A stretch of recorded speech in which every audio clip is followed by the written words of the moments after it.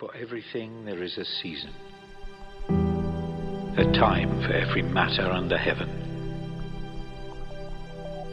a time to be born and a time to die, a time to plant and a time to harvest, a time to kill and a time to heal, a time to break down and a time to build up, a time to weep and a time to laugh, a time to grieve and a time to dance, a time to cast away stones and a time to gather stones together, a time to embrace and a time to turn away, a time to seek and a time to stop searching, a time to keep and a time to cast away, a time to tear and a time to mend, a time to keep silence and a time to speak, a time to love and a time to hate, a time for war and time for peace.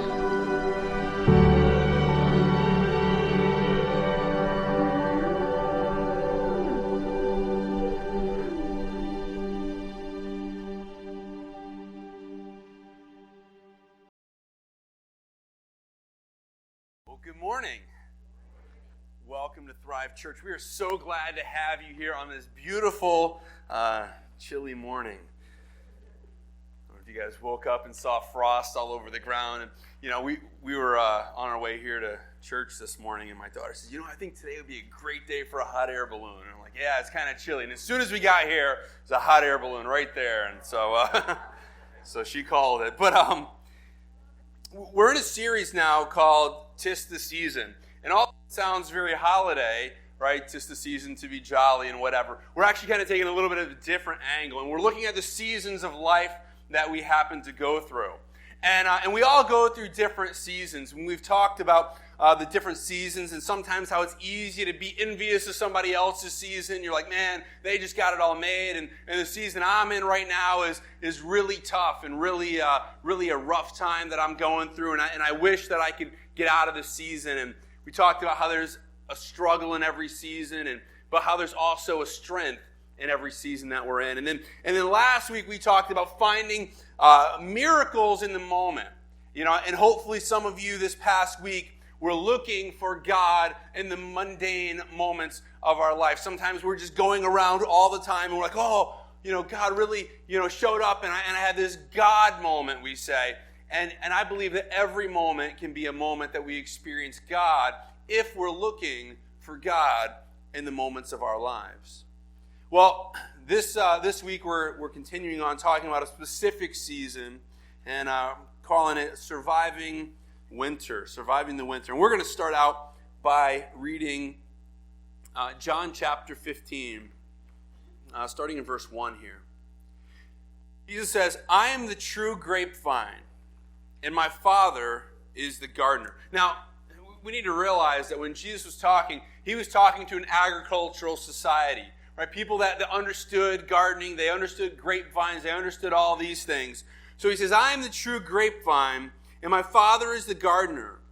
He cuts off every branch of mine that doesn't produce fruit. He prunes the branches that do bear fruit so that they'll produce even more. You've already been pruned and purified by the message I've given you. Verse 4 says, to remain in me and I will remain in you. You stay connected to me and I'll stay connected to you. It says, for a branch cannot produce fruit if it's severed from the vine. You ever see that? You cut off a branch from an apple tree and it might have produced apples last year, but that branch isn't going to produce apples anymore because it's not connected to the life source. It's not connected to the tree. It says, for a branch cannot produce fruit if it's severed from the vine, and you cannot be fruitful unless you remain in me. Yes, I am the vine and you are the branches. Those who remain in me and I in them will produce much fruit. From apart from me, you can do nothing. I can do stuff in life. You can do things. We can even do good things from time to time. But it says here, it all adds up to a whole lot of nothing if we're not connected to Christ, if we're not connected to the vine. If we're trying to do it without Christ, it's meaningless. And we look around in our world and we look at people that are doing good things, helping people, and that's good. But on the grand eternal scheme of things, it doesn't amount to anything. Verse 6 goes on to say, anyone who does not remain in me is thrown away like a useless branch and withers. Such branches are gathered into a pile to be burned. Anyone burn wood through the winter? Some of you guys do. I burn wood in my house. And you know what are the qualifications for burning wood in the house? What does the wood have to be? It's got to be dead. It's got to be dry. You can't just cut down a tree and go in and burn it because, you'll cause problems. Plus, it's really hard to light a fire that way. We need dead wood. And here he's saying, if you don't remain in the vine, you don't remain connected to God, says that these branches are gathered into a pile to be burned. But if you remain in me, and my words, these are God's words. My words, God's word, remains in you. You may ask anything you want and it'll be granted. Man, this is better than Santa's lap, It's like we bring the kids and I want to sit on Santa's lap. I got a few things I would like for myself. This is better than Santa's lap. It says, but here's the thing. A lot of times we just read that verse and we're like, wow, this is great. I can get anything I want from God. But we miss the first part of the sentence. It doesn't just say, you ask for anything you want and it'll be granted. I mean, that sounds like, like Aladdin's lamp. We just rub it and we get this genie and it's like, grant you 3 wishes. And we're like, wow, this is great. He says, no. He says, but if you remain in me and my words remain in you, then, and only then, you may ask anything you want and it'll be granted. When you produce much fruit, you're my true disciples. And this brings great glory to my Father. What's your least favorite season of the year? A lot of people, especially here, you know what it is? It's winter, right? I happen to love winter. I like it. I like to get out there. I like to snowshoe and ski and cross-country ski and do things. But most people, it's the least favorite time of the year. In fact, they even have something called the seasonal affective disorder. You heard of that before? You experienced that? Don't raise your hands. Do you know somebody that's experiencing that? Again, don't raise your hands. Don't elbow anybody. Seasonal affective disorder. That means when the time changes, when it starts to get darker, starts to get colder, man, we start to get depressed. We start to get anxious. Like, oh, I'm just cooped up inside all the time. I just can't take the darkness of the winter, the cold of the winter, and then it snows, and instead of enjoying it, we start to feel trapped in it. Down south, that's where I was born in South Carolina. They don't know what winter is like. I mean, if they threaten like freezing weather and potential of snow, you know what they do? They like wipe out the bread aisle.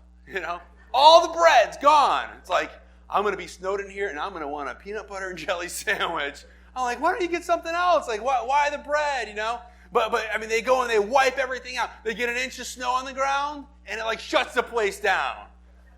Man, I'm like, I would just love to be down there visiting during a time like that and just go out driving. Just like, wait, like how we drive here in Connecticut when it snows, right? I mean, we're talking on the phone on one hand, we're eating a burger, and the other we're driving with our knee, and it's like 6 inches of snow on the road. We're like, snow? What snow? Come on.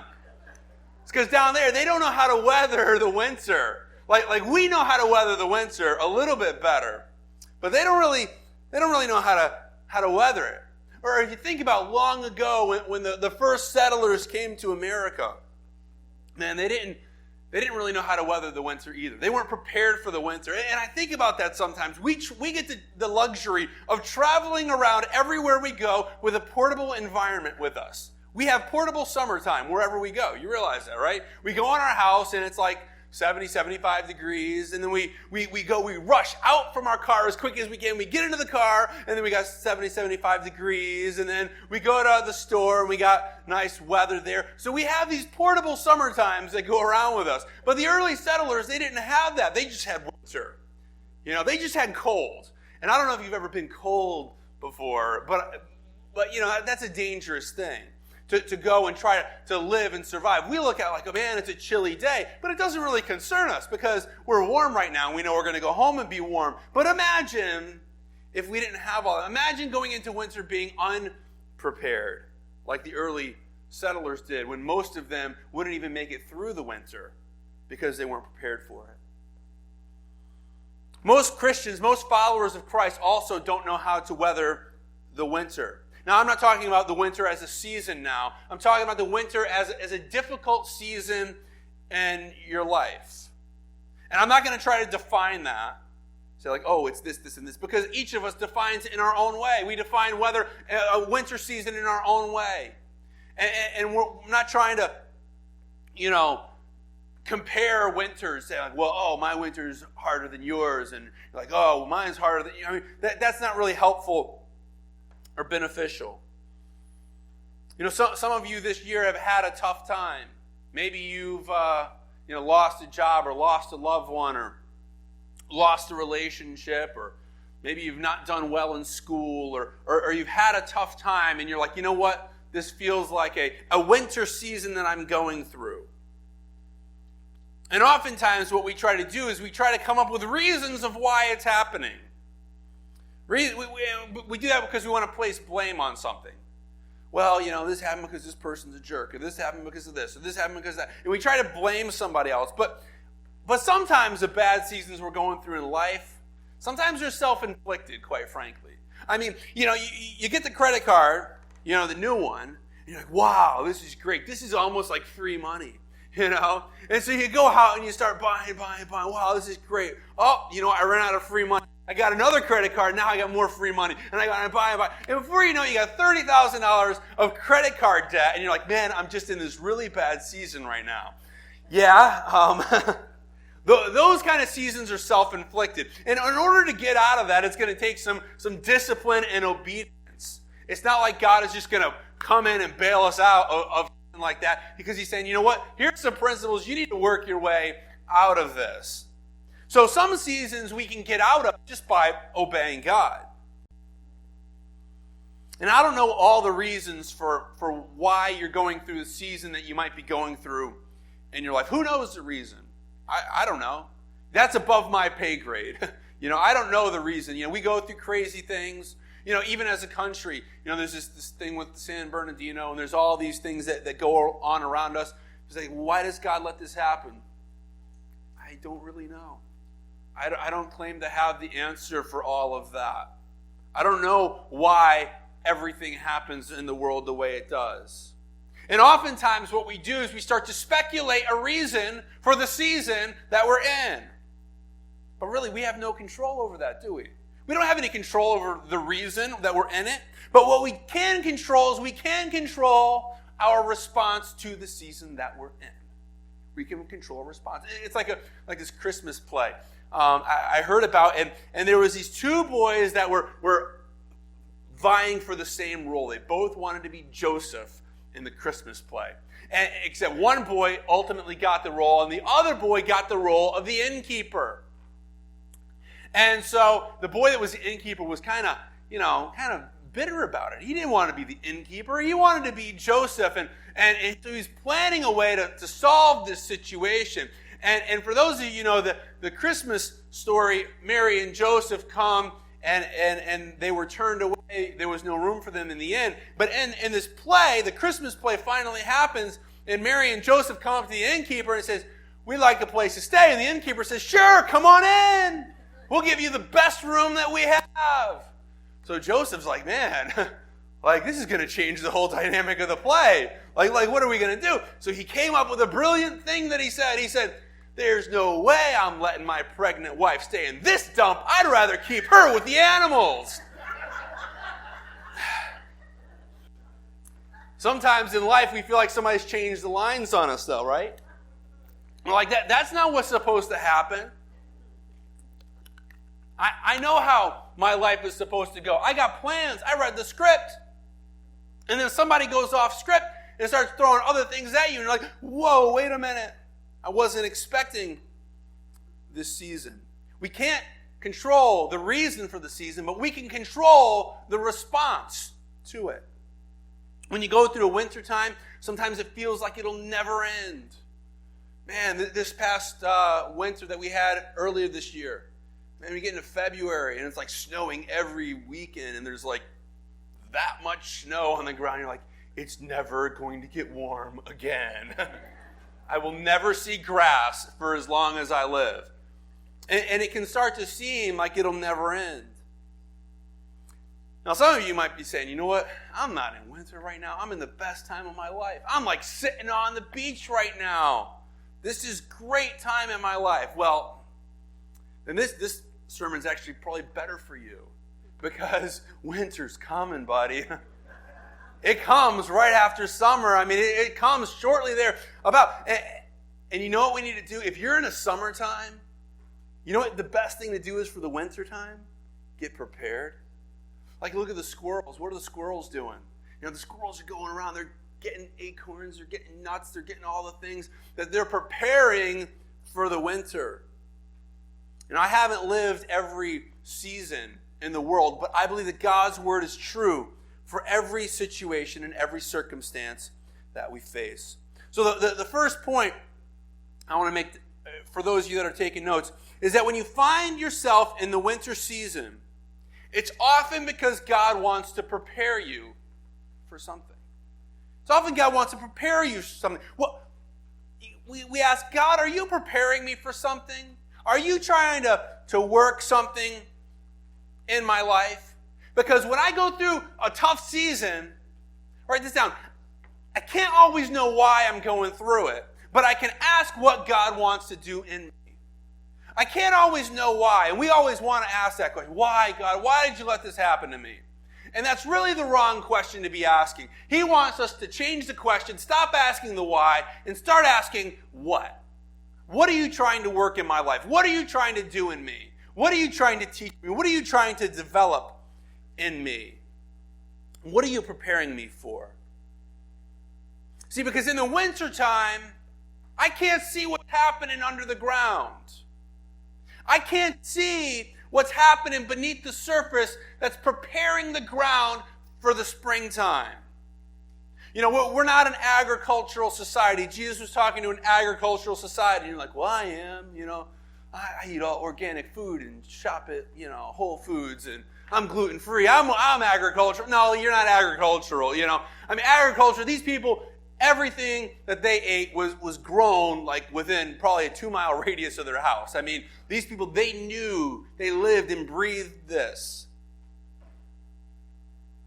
We need to submit the process that God is bringing us through to our Heavenly Father. The growth of your soul is in good hands. Percy Shelley, she wrote a poem, and this is just one line from it. And it says, "O wind, if winter comes, can spring be far behind?" It doesn't matter how much snow we get this winter. It doesn't matter how cold it gets. It's only preparing the ground for the springtime that is coming. Winter makes way for spring every single year. There is this word, stratification. You ever heard that word stratification before? Better off just showing you. You guys know what these are? It's an acorn. These are acorns. Now, acorns require what's called stratification. You know, if you go out and pick acorns and you bring them inside your house and you try to grow them, they're not going to grow. At least not very well. What these acorns, I just got these this morning from my backyard. Look at this one. And as cold a weather as it is, look what happened. Now, you can't see this. I had to pull this out of the ground. See, acorns, they have to, in fact, if you want to grow an oak tree in your house for whatever reason, you actually have to take the acorns and put them in the refrigerator or even the freezer for a long period of time. I think it's like at least a month in order for them to properly germinate and grow. They can't grow without going through a winter season. There's a preparation process that these acorns have to go through. You know, and sometimes we're like, I just don't like this season. I just don't like what I'm going through. But we can't see what God's doing beneath the surface, preparing us for the springtime. We're like, man, I just wish I could push a button. Have a remote control say, skip this season, I want to go straight to springtime. I just want to skip this whole time. And we often want to skip it because we want to get to that grand finale. But God's saying, no. Let's live right here and now. Let's live in the process. Let's live in the journey. You can't skip a season. So when we go through these winter times, we need to be willing to receive whatever preparation God wants to bring, even in these seasons that seem barren. Because the season of blessing often comes right after a season that's barren. Man, we go through winter and we're like, how can anything live and survive in this winter? But we don't see what's going on underneath the ground. We don't see below the surface. That season of blessing only comes after the season that was barren. When the ground gets to rest. When the nutrients get rejuvenated. Maybe spring is coming. You're saying, you know what, I'm going through a tough time right now. I'm going through a winter time. Maybe spring is coming. Maybe something great is about to happen in your life. But we're so focused on the winter that we forget that spring is coming. Spring is just around the corner. And it's okay if it gets cold out. When I was younger, I was really into mountain biking. Like really, really, really into mountain biking. And I would bike all the time. And I was biking and biking and biking and biking. And I would have friends. If you're a road biker, got nothing against you. But I'd have these road biker friends, with the skinny tires. And I'm like, hey, you want to go biking? And they're like, biking? It's January. We don't go biking in January. Like, why not? It's great. Let's go bike. Like, no, there's salt on the road, and there's this, and there's that, and there's this, and there's that. And I'm like, come on, man. We got to show up in the cold. I biked the entire winter that year. And by the time we got to springtime, my road biker friends are like, okay, now I'm ready to go biking. And I'm like, I never stopped, man.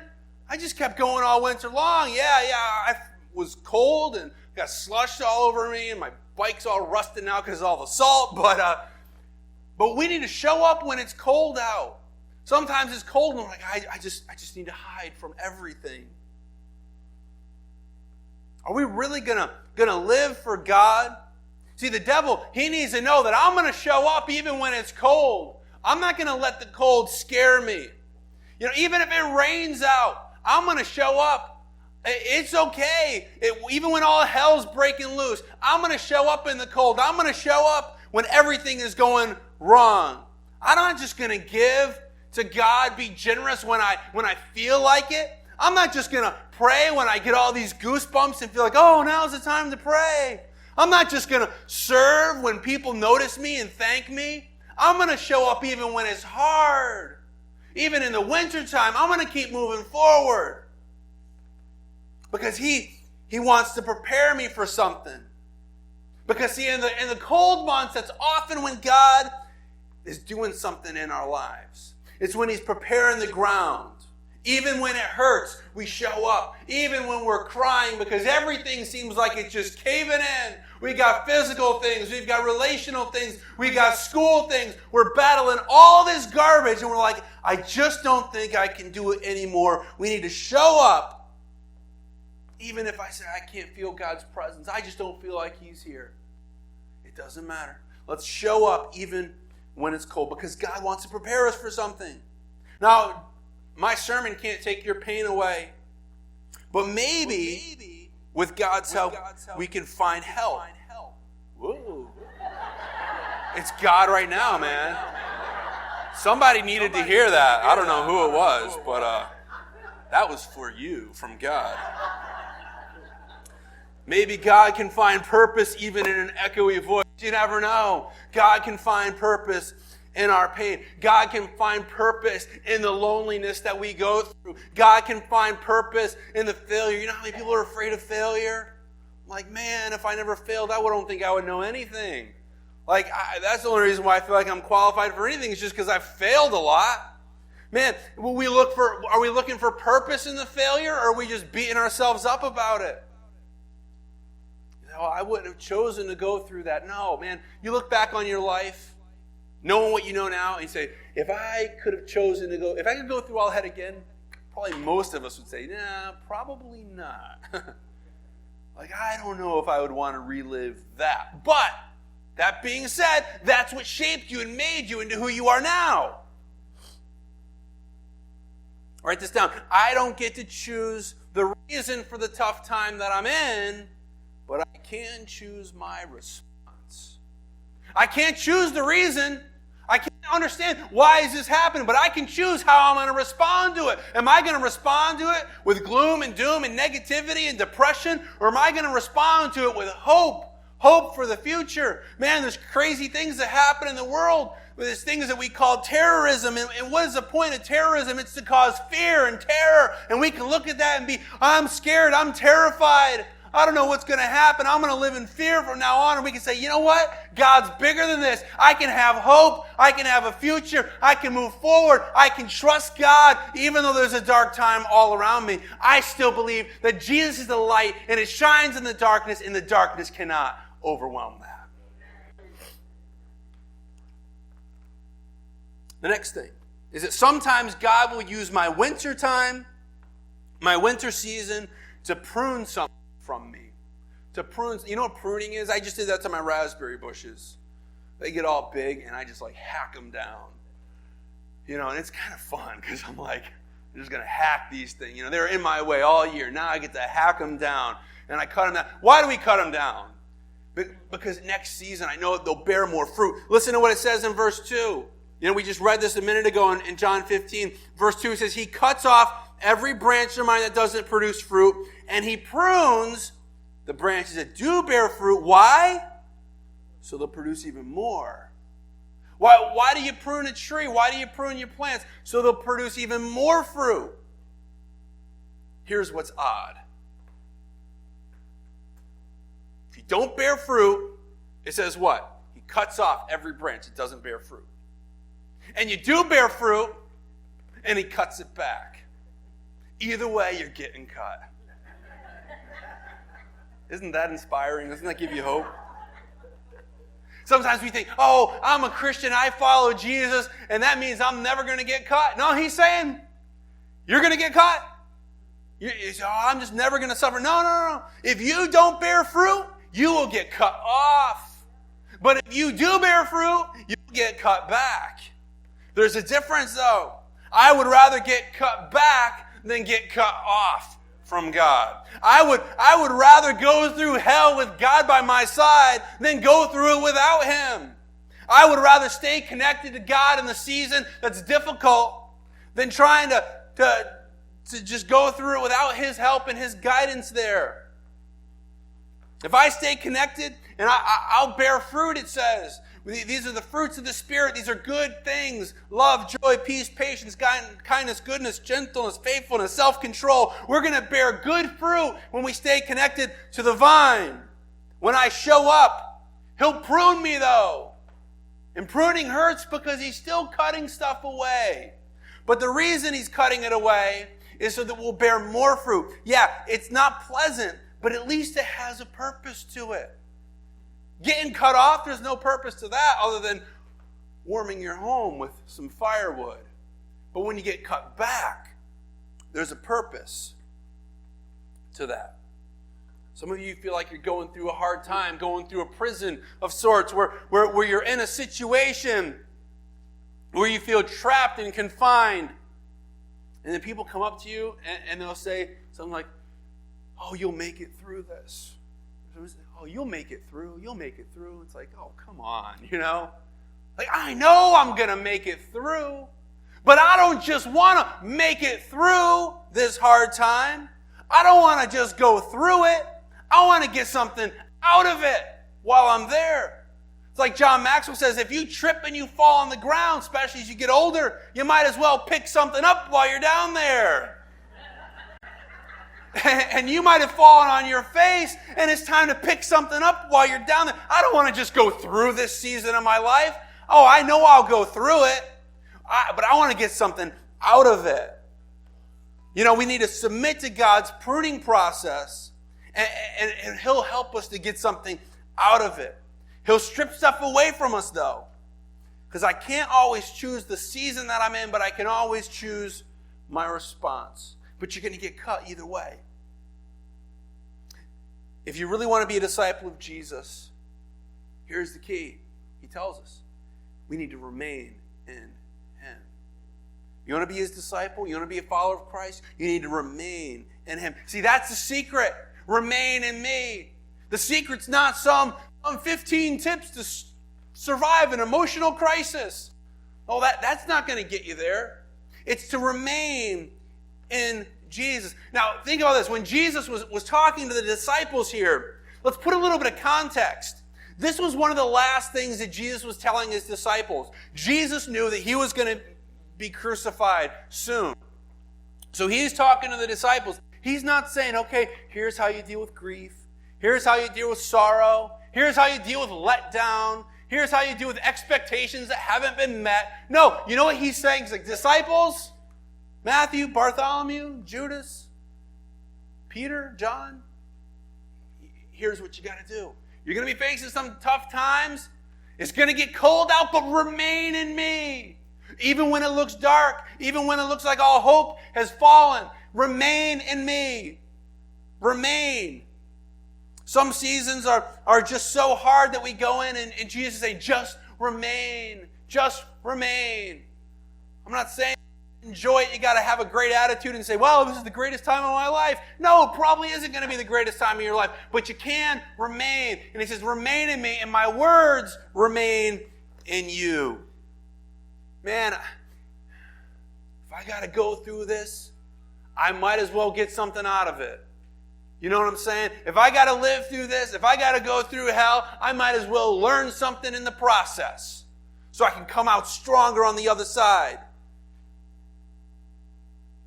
Some things you just can't go around. Some things you can't just hit. Skip. Oh, come on. This thing's not. Can't skip it. I got to go through it. The race isn't given to the fastest and the strongest. Now I'm talking about like a marathon. It's not given to the fastest and the strongest. It's given to the person that remains. The person that keeps going when everybody else is falling back. Don't give up in the wintertime. Because if you give up in the wintertime, you're not going to see the blossoms that come in the springtime. And that's what it's all about. Because something beautiful is going to happen in the springtime. But first you got to get through the wintertime. Don't give up. Get people around you. This is why we encourage people to get involved with the group. If you're not in a group, talk to me or talk to one of the people at the desk. We'll help you to get into a group. Because it's warmer when you have other people nearby. You know that? It's warmer when you're close by with other folks. It's warmer when you're close to other people. Last thing is that God uses the winter season to prove something through you. To prove something through you. Now, God knew that you were going to go through this difficulty. Now, some people take this all the wrong way, and they start saying, like, well, you know, He took my loved one away, or He made me fail this grade, or He did this to me. And we start looking very negative. These are just parts of life that we go through. See, God's goal is not to do bad things to us, to hurt us. And so many times we get stuck in the why that we forget the what. We get stuck in the, why is this happening to me? Why did God let this happen? Instead of, what can I learn through this situation? What is God building in me? What does God want to prove through me? God's not just trying to hurt people. God's a better father than I'll ever be. And God isn't putting you in a wintertime to mess with you, but He's putting you in this wintertime to refine you. To refine you. 1 Peter, verse 1. Starting in verse 6 is, so be truly glad. There's wonderful joy ahead, even though you must endure many trials for a while. This is why I don't get it when people say, oh, I'm just trusting God, so nothing bad's going to happen to me. They don't say it exactly like that, but they kind of say it like that. I don't know why God's letting this bad thing happen. It says right here, There's wonderful joy ahead, even though there's springtime. He's saying, even though you're going in winter, there's wonderful joy ahead, even though you must endure many trials for a little while. Let's put it in context. We talked about that a couple weeks ago, or maybe it was last week, how the days seem really long, especially when you're in wintertime. But the years, they seem really short. We look back like, oh yeah, remember the winter of, everybody said, oh, remember the winter of 78, or whatever. It's like, man, it seems so long then. Those days seem so long, but now, oh yeah, that wasn't that big of a deal. It says, you must endure many trials for a little while. These trials will show you that your faith is genuine. It's being tested as fire tests and purifies gold. Through your faith, though your faith is far more precious than mere gold. You know how they refine gold, how they refine silver? Not now so much, they use chemicals, but a long time ago they would heat it up. And as they would heat it up, the impurities would rise to the surface. And you would see these little impurities on the surface. And they would try to pick these impurities out, pick these impurities out, pick these impurities out. Until it was pure. And you know how they know it was pure? When they could look at it and they would see their reflection. Think about it for a moment. How does God know when we're pure? He heats us up and He looks at us and He wants to see His reflection in our lives. He wants to see Himself reflected back. I put this person in a hot situation, in a really tough situation, but man, they're responding in a way that's just like what Jesus would respond. They're responding in a way that's reflecting God's love, not reflecting all the impurities that have been built up there for so long. It's being tested as fire tests and purifies gold. Though your faith is far more precious than mere gold. So when your faith remains strong through many trials, it'll bring you much praise and glory and honor on the day when Jesus Christ is revealed to the whole world. If you're going through something, you're not necessarily going to know why. But we don't need to know why to choose our response. Things are going on in the world, and we don't know why. But that doesn't affect our ability to choose our response to those things. We can go through life, we can go be depressed, we can be scared, we can be terrorized, we can be fearful, we can say, you know what? My God shall supply all my needs according to His riches and glory. I know that God loves me. He's going to protect me. He's the author and finisher of my faith. He started something in me, and He's going to work it all the way through until it's completed. We don't need to know why. Back in verse 8 again of John 15, it says, when you produce much fruit, you're my true disciples. And this brings glory to my Father. See, when you allow God to prepare you, when you allow God to prune you, then He'll prove His glory through you, and you'll be able to bear much fruit. He'll prove His glory through you. Sometimes maybe the difficult thing that we're going through in our life is so that God can prove His faithfulness through us. There's times we go through things. And I've talked to friends and myself. I've been through times like this too. You're going through a hard time. You're like, man, I just don't know if I can trust God. I don't know. And we get so panicked. And we're like panic. God comes through for us. He helps us out. And we get on the other side. And what do we say? Man, why didn't I trust God? I should have just trusted Him. He was there. He'll prove His glory through you. I'm not going to miss the springtime because it gets a little bit chilly out. I'm not going to miss what God is doing. I'm not going to miss the blossoms because I'm going through a barren time, because the ground's freezing and there's snow falling. I'm not going to give up hope because I know God's doing something underneath the surface that I can't see. He's getting me ready for the springtime. Psalm 23. This is like Psalm 23. This is like the greatest hits of the Bible, right? I mean, it's like the Bible's stairway to heaven, Psalm 23, verse 4. I love this verse. I'm going to read it in the King James because, I don't know, that's like how we hear it mostly. It's an older translation, but it's still good. It says, yea, though I walk through the valley of the shadow of death, I will fear no evil. Why? It says, because for thou art with me, thy rod and thy staff, they comfort me. Maybe you feel like I'm going through the valley of the shadow of death, and I'm fearing some evil right now. I'm a little scared. I don't know what's going on. I'm a little anxious right now. He says, don't fear evil because I'm with you. We think, in the wintertime, where's God in the wintertime? God's not here in the wintertime. The same God that brings springtime is also the one that's oftentimes bringing the wintertime. And we need to just trust him, trust that he's working in us, that he's preparing us. He doesn't always promise us the tropical season. He doesn't always promise us summertime, but he's with you. He says, you're going to go through a tough time, but here's the deal. I'm going to go through it with you. Don't make this valley of the shadow of death your permanent address. That's not where you're going to live. He goes on to say later in the 23rd Psalm, says, surely goodness and mercy shall follow me all the days of my life, and I will dwell in the house of the Lord forever. That's my permanent address. This valley of the shadow of death, that's just a temporary place. I'm just going through it because there's something better on the other side. Let's pray. God, we come to you. And we thank you. There's something better on the other side. We thank you that even though winter is here upon us, there's cold in the air, there's snow that'll soon be flying, we know that spring is on its way.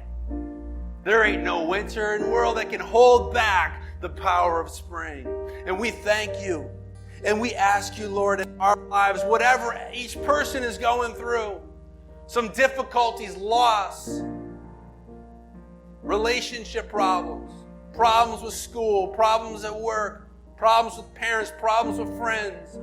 Whatever is going on, Lord, we know that you are preparing something in us below the surface. And we might not even see it right yet, but we know that spring is coming. We put our faith in you. Your word says that if anyone calls on the name of the Lord, that we'll be saved. And if that's where you are, I would encourage you to call on the name of the Lord. God's word says that Jesus says that I am the way, the truth, and the life. No one comes to God except through me. There's no other way. But he also says, if you believe in your heart that Jesus is Lord and you say this with your mouth, that you'll be saved, you'll be transformed into a new person. The old is now left behind. Put your faith in Jesus now. Trust him that he knows what's best. And even though we don't know the why, even though we don't know the reason, help us to choose a good response. In Jesus' name. Amen. Would you stand with us, please?